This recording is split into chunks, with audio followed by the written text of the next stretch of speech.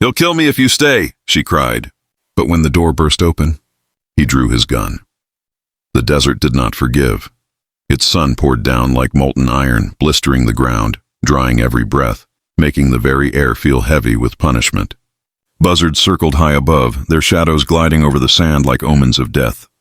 And beneath a thorn-scorched mesquite tree lay a figure bound with rawhide, arms scraped raw, lips split and bleeding, hair tangled in dust and sweat. Her name was Isabel. She had been left to die like an animal. Hands tied behind her back, ankles lashed so tight that blood had dried dark against her skin. She had no water, no food, no mercy. Her voice was cracked when it came out, soft enough to be mistaken for the wind. "Help, please." Jonah heard it. He had been riding through the canyon, the sound of his horse's hooves echoing like a lonely drumbeat, when that faint plea stopped him cold. For a moment he thought the desert itself had played a cruel trick. But then he saw her, slumped, trembling, eyes half open. He slid from the saddle, his boots sinking into the dust. The stench of blood and sweat clung to her. He drew his knife and cut the rawhide, every slice deliberate, every second etched into her memory. The ropes fell, and she gasped, flexing her broken wrists as if they might never move again. Her eyes met his. Wide, terrified, desperate, she whispered, so low he had to lean close. "He'll kill me if you stay." Jonah froze. Who? What kind of man would leave her like this, marked and broken under the open sky? But before he could speak, Isabel's trembling hand pressed against his chest, nails dirty and jagged from clawing at the sand.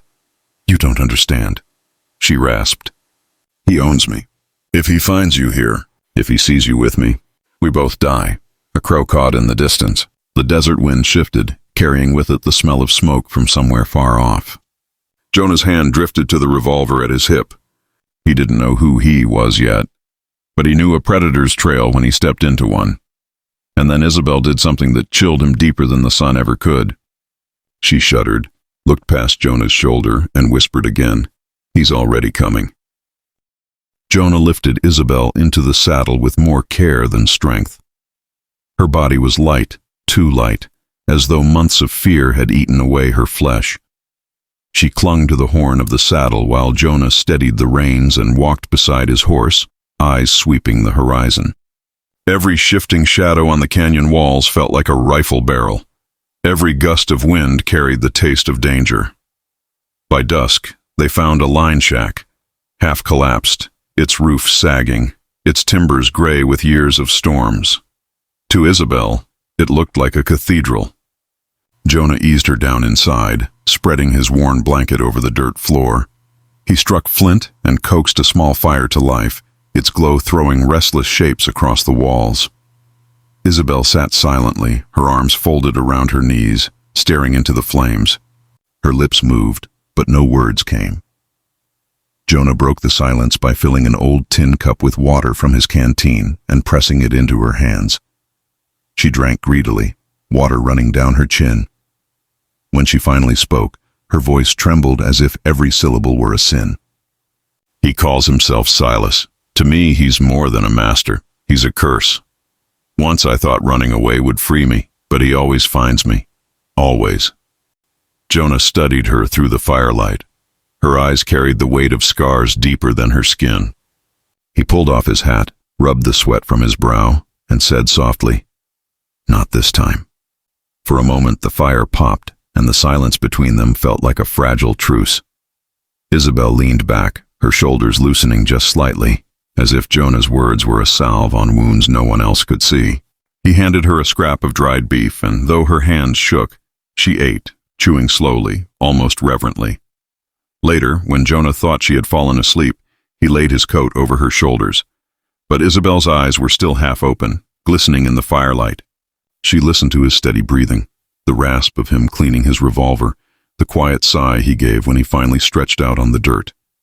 Her heart ached with something unfamiliar, safety, but she could not let it grow. She whispered into the darkness words meant only for herself. "If he stays, Silas will kill him." Outside, a wolf howled in the distance, and beneath the faint silver glow of the rising moon, hoofbeats echoed once, then faded into the night. The morning broke red and gold, the desert sky aflame as if warning of blood yet to spill. Jonah rose before Isabel stirred, stepping outside the shack with his rifle slung across his shoulder. The air was cooler, but it carried a weight, a silence that pressed hard against his chest. He crouched by the creek bed, scanning the ground. That's when he saw them. Tracks, fresh. Hoofprints etched into the dust, circling near the water. The sand was still damp, edges sharp. Men had been here less than an hour ago. Jonah knelt lower, tracing the prints with his fingers. At least 4 riders, maybe 5, heavy horses carrying weight. They had lingered, watching, circling like wolves before slipping back into the hills. Something fluttered against a mesquite branch, catching his eye. He walked over and plucked it free, a torn piece of fabric, pale blue, frayed at the edge. A woman's ribbon. He turned it over in his hands, the color almost the same as Isabel's dress. His jaw tightened. This wasn't a coincidence. Silas's men were taunting him. Inside the shack, Isabel stirred. She stepped to the doorway, hair still tangled from sleep, fear already etched into her face when she saw what Jonah held. "That's mine," she whispered, her voice breaking. "He leaves pieces, little reminders, so I know he's never far." Jonah tucked the ribbon into his vest pocket, as if by carrying it he might carry some of her pain too. "Then we're not waiting for him to come to us," he said. "We'll be ready." Isabel shook her head violently, clutching the frame of the door. "You don't understand. He enjoys the hunt. He'll make you bleed just to prove I'm his. If you stay..." Jonah cut her off with a look as steady as the desert horizon. "If I walk away, he'll kill you anyway." The fire between them burned hotter than the morning sun. Isabel pressed her lips together, torn between terror and something deeper, trust she could not admit. A sudden crack split the silence. A branch snapped in the distance. Then another. Jonah grabbed his rifle, motioning Isabel back inside. Shadows moved among the rocks. Shapes of riders, barely visible, slipping in and out of the morning haze. His heart pounded like war drums. They were closing in, and out here in the Wild West, every choice carried a price. If you've been gripped by this story so far, make sure to subscribe for more tales of love and survival, because the next twist may change everything. By noon, the sky had turned, thick gray clouds rolling in from the west.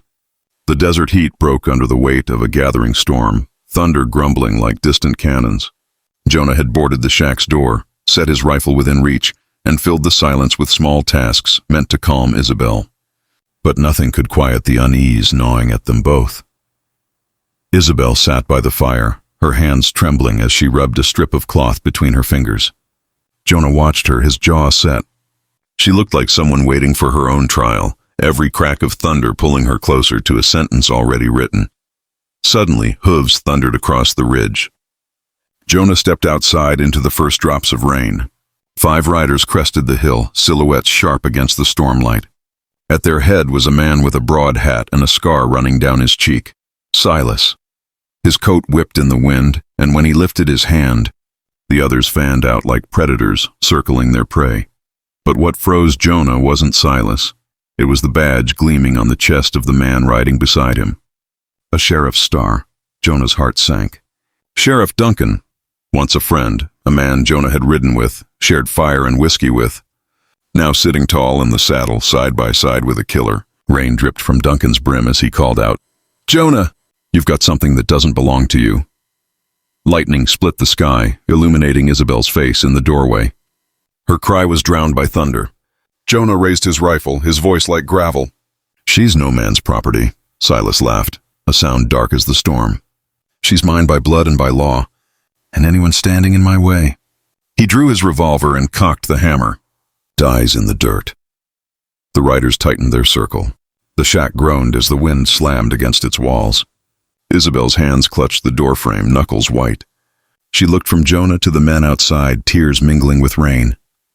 "Jonah," she whispered, "please, don't." But Jonah didn't move.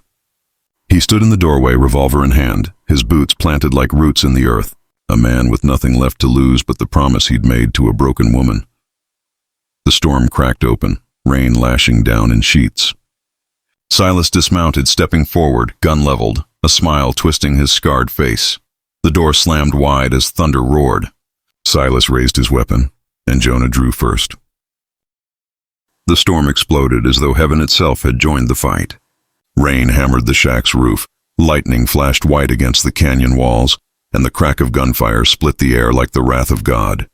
Jonah fired first. Silas staggered back, his revolver dropping into the mud as the bullet ripped through his shoulder. But the other riders answered with a hail of lead. The shack's timbers splintered, dust and smoke filling the air. Jonah dragged Isabel down, shielding her as bullets tore through the doorframe. "Stay low," he barked, shoving his rifle into position. He returned fire, every shot deliberate, each echoing through the storm. One rider tumbled from his saddle, another reeled as a round grazed his leg. But they kept coming, their shadows looming closer. And then Sheriff Duncan stepped forward. His star glimmered in the rain, his pistol steady, his voice heavy with betrayal. "Jonah, don't make me do this." Jonah's heart twisted. Once they had been brothers in arms. Now Duncan's gaze was as cold as the steel in his hand. Isabel clutched Jonah's sleeve, whispering, "Please, don't kill him." Another flash of lightning lit the field. Duncan hesitated, the weight of old friendship fighting against Silas's command. For a breathless moment, the storm seemed to hold still. Jonah lowered his revolver just an inch. His voice broke against the thunder. "You have a choice, Duncan. Stand with a monster, or stand with what's right." The sheriff's jaw clenched. His hand trembled, and then, with a cry drowned by thunder, he turned, firing not at Jonah, but at Silas. The shot struck true. Silas fell back into the mud, his scarred face twisted in shock, rain mingling with blood as he gasped his last. The remaining riders scattered, spurred by fear and the storm. Their hoofbeats faded into the night, leaving only the sound of rain and the heaving of Isabel's breath. Jonah stood, shoulders heavy, revolver still smoking. Isabel rose beside him, her eyes wide, her lips trembling. For the first time since he had found her, she touched his face, gentle, reverent. "Alive. You stayed," she whispered. Jonah looked at her, at Duncan slumped in the mud with tears mixing into the rain, at the storm breaking into a faint glow of dawn. His chest ached with something fierce, something fragile, hope. Out here in the Wild West, love was scarcer than water. But sometimes, against every odds, it still found a way. And if Isabel's courage stirred something inside you, don't just leave this story behind. Like this video, subscribe, and ring the bell, because their fight for freedom is only the beginning.